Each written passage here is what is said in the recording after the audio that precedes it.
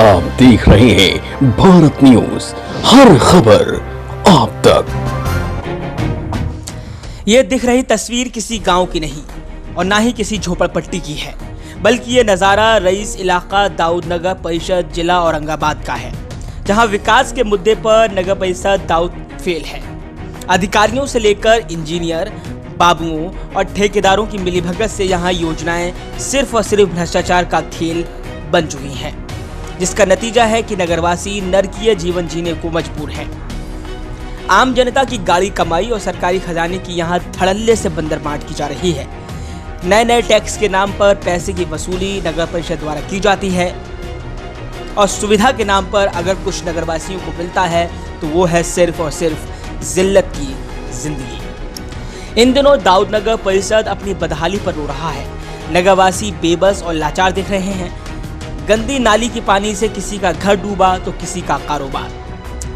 जिस नगर परिषद में पक्की सड़कों की मरम्मत मिट्टी और घर के कूड़े से की जाती हो और मरम्मत के लिए लाखों की कागजी योजनाएं स्वीकृत की जा रही हैं, योजनाओं में भ्रष्टाचार का नंगा नाच किया जा रहा है और जिम्मेदार सो रहे हैं। उन्हें पता ही नहीं कि इन दिनों शहरों की हालत क्या है। निर्माण जो हुआ है तो इसका पानी का निकासी कहीं दिया नहीं गया है, जिसके चलते बरसात के पानी जम जाने से दुकान में भी पानी घुस जा रहा है और 2 फीट पानी लग जा रहा है, जिसके चलते मेरा दुकान का सारा रखा हुआ सामान डैमेज हो गया, डैमेज हो जा रहा है। नगर परिषद को बोलने पर वो भी नहीं सुन रहा है, ठेकेदार को द्वारा बोले उसको भी तो ठेकेदार भी नहीं सुन पा रहा है।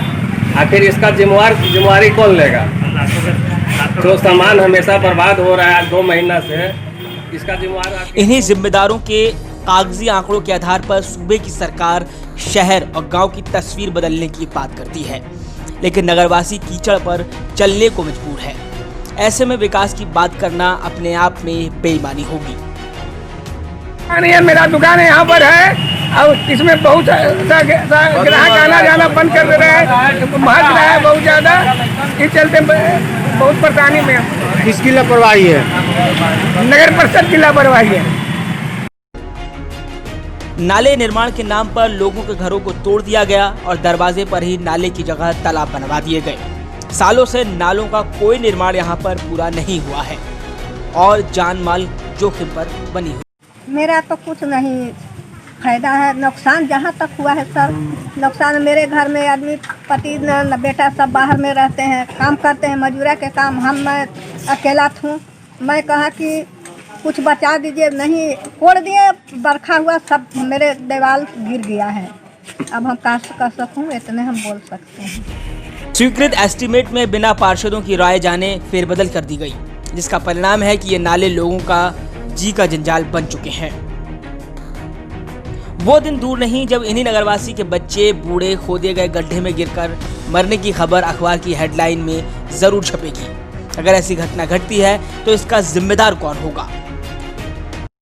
कि सरकारी जमीन छोड़ करके, ओटा छोड़ करके रोड के काट करके बनाया जा रहा है। एस्टीमेट के प्रतिकूल बहुत सा जगह देखिएगा कि टर्न रोड उस पार कर दिया जा रहा है, जो कि मेरे द्वारा कार्यपालक पदाधिकारी को संबंध में शिकायत करने के बाद बोला गया था कि हम जेई को इसकी सूचना दे रहे हैं, आप निश्चिंत रहिएगा कि एस्टीमेट के अनुसार कार्य होगा। लाखन मोड़ पर आप देखिए, नगर में उच्च पद पर आसीन कार्यपालक जिनके नाक के नीचे लाखों करोड़ों योजनाओं में सरकारी पैसों का बंदरबांट किया जा रहा हो और हुक्मरानों को पता भी ना हो, ये कैसे संभव है? जबकि नगरवासी लिखित आवेदन देकर संज्ञान में दिए जाने की बात लगातार करते हैं। इनकी ओर से भ्रष्टाचार नहीं रोके जाने पर मजबूरन न्यायालय जाने की बात करते हैं। अधिकारी सब कुछ जानकर भी अनजान बैठे हैं, जिनके कंधों पर नियमों के अनुकूल नगरवासियों की सुख सुविधा मुहैया करवाने की जिम्मेदारी है, जिन पर नगरवासी सीधे तौर पर भ्रष्टाचार में लिप्त होने की बात खुलकर करते हैं। वही जनता द्वारा लगाए गए आरोपों की प्रतिक्रिया में अधिकारी खुद को बचाते रहे हैं। सड़क निर्माण में कनीय अभियंता को जिम्मेदार ठहराते हुए जांच की बात कही है। इस तरह का शिकायत मेरे अभी संज्ञान में नहीं आया है। अगर मेरे संज्ञान में आएगा तो उस पर नियमतः कार्रवाई की जाएगी।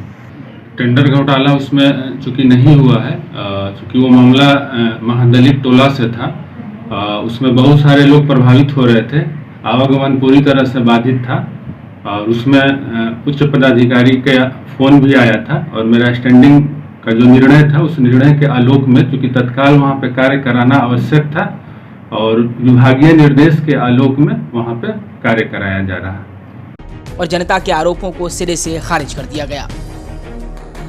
क्या है मामला और कैसे किया जा रहा है ये खेल, जरा खेल समझिए। नगर परिषद दाऊदनगर में राशि से नाला निर्माण कराए जा रहे हैं, लेकिन कार्य पूर्ण किए बना ही सहायक अभियंता को मापी पुस्तिका पर कागजी पूर्ण दर्शाने का दबाव लगातार ठेकेदारों, अधिकारियों और भ्रष्ट सिस्टम के प्रतिनिधियों द्वारा किया जा रहा है।